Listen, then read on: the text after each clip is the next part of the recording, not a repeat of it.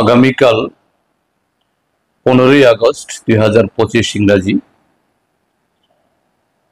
আমাদের ৭৯তম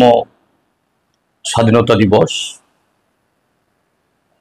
গোটা ভারতবাসী আমরা এই দিনটাকে আমরা স্মরণ করি, শুধু একটা আনুষ্ঠানিকতা হিসেবে নয়। এই স্বাধীনতা লাভে ব্রিটিশ বিরোধী সংগ্রামে আমাদের পূর্বপুরুষদের হাজারো মানুষ যারা আত্মবলিদান দিয়েছেন, জীবনকে উৎসর্গ করেছেন, তাদের স্মরণ করি। এবং তার সাথে স্বাধীনোত্তর ভারতবর্ষে বিগত ৭৮ বছরে আমাদের এই দেশকে, আমাদের পূর্বপুরুষ স্বাধীনতা সংগ্রামীদের তাদের স্বপ্নকে বাস্তবায়নের জন্য আমাদের এই দেশকে এই জগৎ সভার শ্রেষ্ঠ আসনে সমস্ত ক্ষেত্রেতে শুধুমাত্র আমাদের দেশই ভারতের বর্তমান ১৪৪ কোটি মানুষ তাদের কল্যাণে নয়, আমাদের দেশ যাতে সারা পৃথিবীর যে মানবতার যে মানুষের আহ্বান, বিশ্ব নাগরিকের তার যে প্রয়োজন, এই বিশ্বকে ঠিক সেরকম একটা মানব জাতির সুন্দর একটা বাসস্থান হিসাবে যাতে আমরা একটা পরিবারের মতো বসবাস করি, সেই জায়গায় আমরা ভারতবাসীরা সেভাবেই আমরা আমাদের অবদান রাখতে পারি, আমরা যোগদান করতে পারি। সেই লক্ষ্যে যারা কাজ করে গেছেন আমরা তাদেরকে ওই দিনে স্মরণ করি। এই দিনে আমাদের শপথ গ্রহণ করতে হবে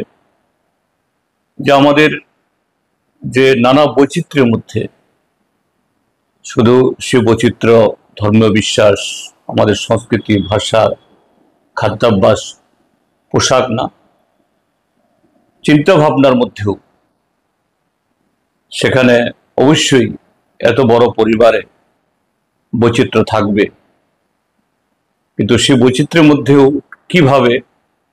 আমরা একটা জাতি হিসাবে, একটা দেশ হিসাবে ঐক্যবদ্ধভাবে আমাদের পূর্বপুরুষদের তাদের যে আকাঙ্ক্ষা, তাদের যে কল্পনা, তারা যেরকম একটা জাতি চেয়েছিলেন, একটা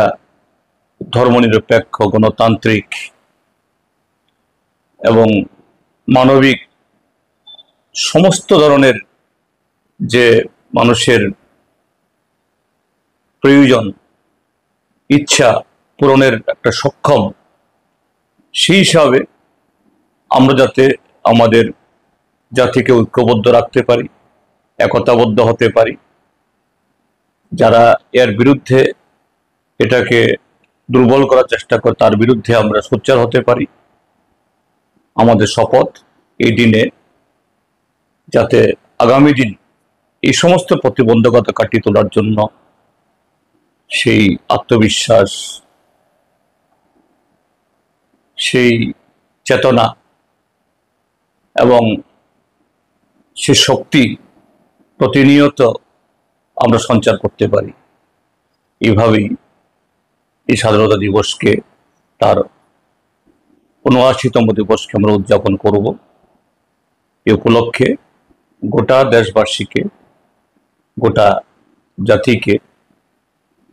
যেমন আমরা পূর্বপুরুষদের স্মরণ করছি, ঠিক তেমনি গোটা জাতি, গোটা দেশকেও